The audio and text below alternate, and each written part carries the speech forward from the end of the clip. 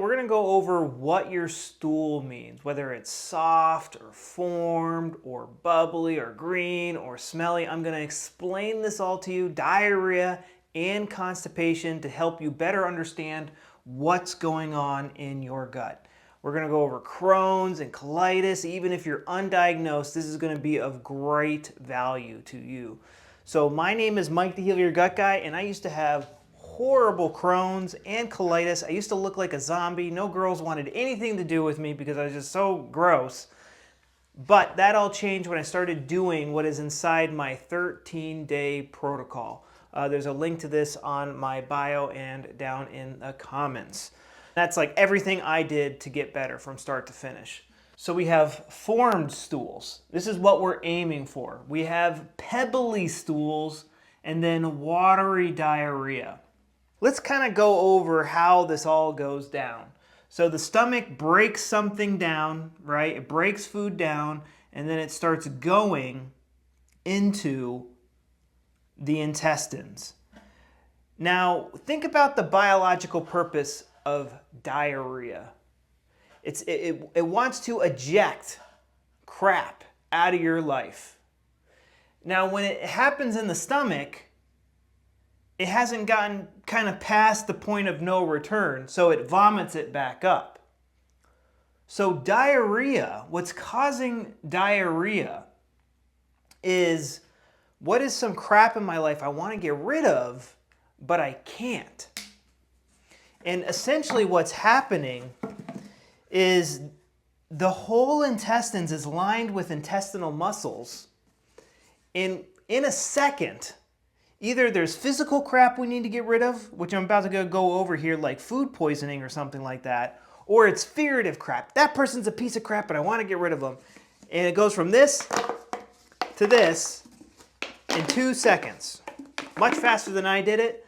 All the side-to-side muscles collapse, and then all the up and down muscles start pushing the stool out, and you get diarrhea. So diarrhea, let's go over diarrhea a little bit right now. We're going to go over constipation a little bit. Is what is crap I want to get rid of, but I can't? Sometimes the pancreas or the gallbladder, well, mainly the gallbladder, sometimes the gallbladder will dump bile into the intestines, and it's really irritating, and it says, we got to get this out. When somebody has diarrhea, they could have multiple things going on. They could have, the pancreas could be going in and out of overdrive, the liver, the bile ducts could be going in and out of overdrive, the liver's not. The intestines could be going in and out of overdrive, both the small and large. And the stool is going to be watery. But if the stool, when it comes out, if it burns, the stool burns, and it's green and it's yellow and it's foamy, it's smelly on another level. Like, yeah, poop doesn't smell great, but this poop is like stinky. It like melts the walls. It's so stinky. And that's usually somebody has something going on with their gallbladder or their pancreas. Now, what I'm about to tell you is called GNM. It was these discoveries about the body were done by Dr. Hammer, a brilliant doctor that could look at your brain CT scan and know exactly what was wrong with you. When someone's gallbladder was going in and out of overdrive, or when somebody's pancreas was going in and out of overdrive, this was causing that smelly, foamy, green, yellow, burny stool, that diarrhea. We got to get this out of us. And this was a territorial anger conflict for men, or an identity conflict for women. I don't know what territory I belong to. And now the way that you fix this is you got to come to terms with this conflict. And this conflict is pretty deep in the subconscious. Like, you're not going to be very conscious of it because it's going to like stem from like childhood trauma. And childhood trauma can be very tricky. It could be like, your mom didn't give you a Coke when you were little and you freaked out.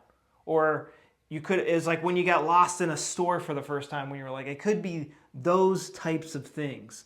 or getting in a fight with your brother or sister or something like that. All right, now let's talk about constipation. Some of these things I'm telling you is from a book called The Human Colon, which is a really cool book. They were treating people where their intestines were hanging out of them, so they would do an interview with them and talk to them about different things and see how the intestines would react. If they talked about things that made them angry, they would get diarrhea and there would be blood and red in their stool. They'd get irritated and inflamed. If they talked about something that made them depressed, the intestinal muscles would slow down and they would expand to hold it. I want to hold on to my house, but I can't because I can't pay the mortgage and they're taking it away from me and I'm sad and depressed and there's nothing I can do about it. And the intestines go, I'll help you hold on to your house.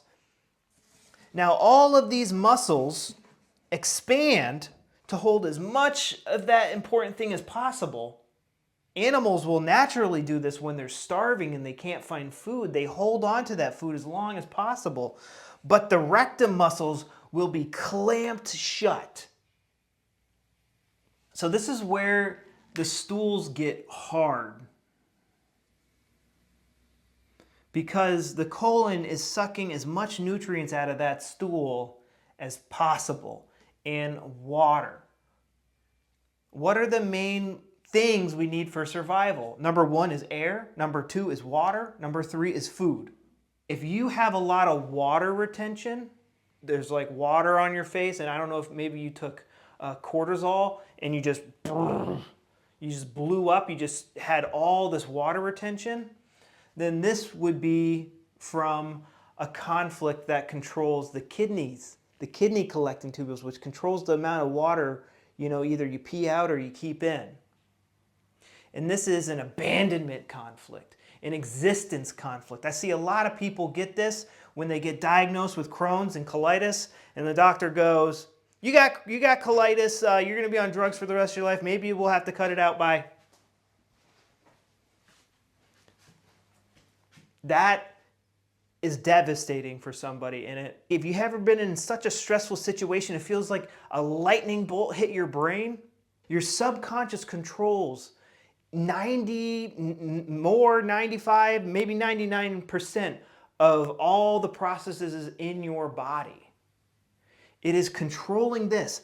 Like to have diarrhea, to have a hard stool, to have constipation, so many, like the intestinal muscles have to work together, the intestine surface mucosa has to, there's so many things going on in order to produce these symptoms. Only the brain can run this symphony. The brain is the conductor and all these organs are, I'm not a big music person, so help me out here, guys. If your stools are hard and pebbly, they could also be hard and formed. Either or. Depends on the day, depends on your mood. But that's what creates like a conflict you feel fearful about. And the only way to go to the bathroom is to, you might consciously be over that conflict. Like, I don't care about that house anymore. It was actually more trouble than it was worth. Maybe that's how you consciously feel about it, but you have there's something in the subconscious, keeping that conflict alive. You're not even conscious about. You see this in movies all the time. And so my program helps you see this world that's like going on inside your subconscious that's putting your gut in and out of overdrive.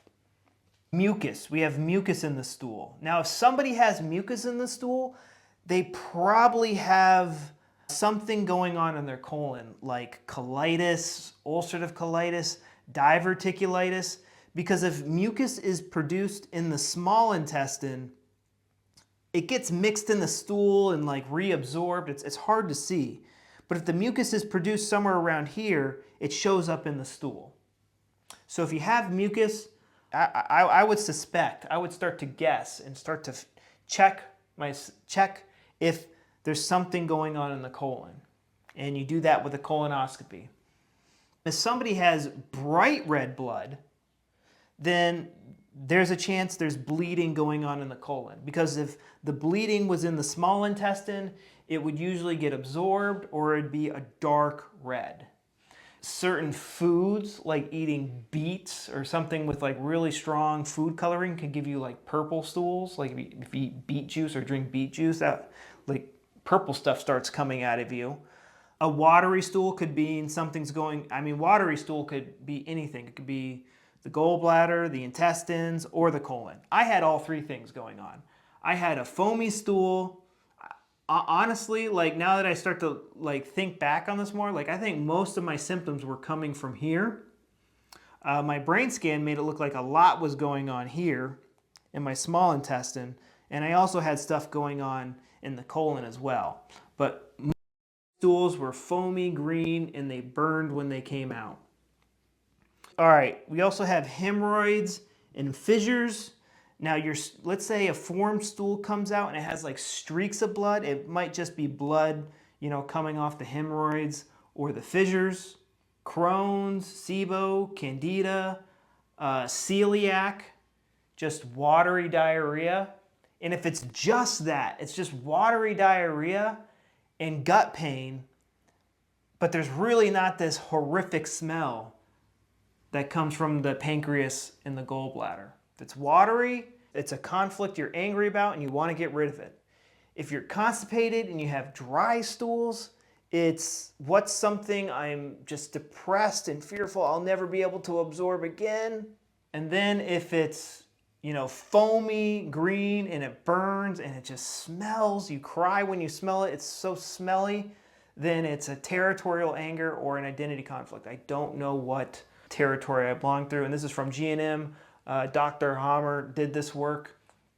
I did not start to get my symptoms under control. I did diets and remedies until I started getting to the traumatic event that put my gut into overdrive. And in order to fix your stool, you need to come to peace on a conscious and subconscious level with the conflict that put whatever organ into overdrive. And I walk you through that. Dr. Hammer's work is great, and I could not do what I did without his work, but I really felt that I wasn't getting the guidance from his work, the guidance that I needed to figure all the stuff out that was going on in my head that was making my organs go in and out of overdrive. And I help people with my 13-day protocol. Click my bio link to buy this. I also have a link down in the comments, but usually the link in the comments doesn't work. You gotta like copy and paste it. So go check that out. It is your one-stop ticket to having a nice formed poop. Maybe even a ghost wipe.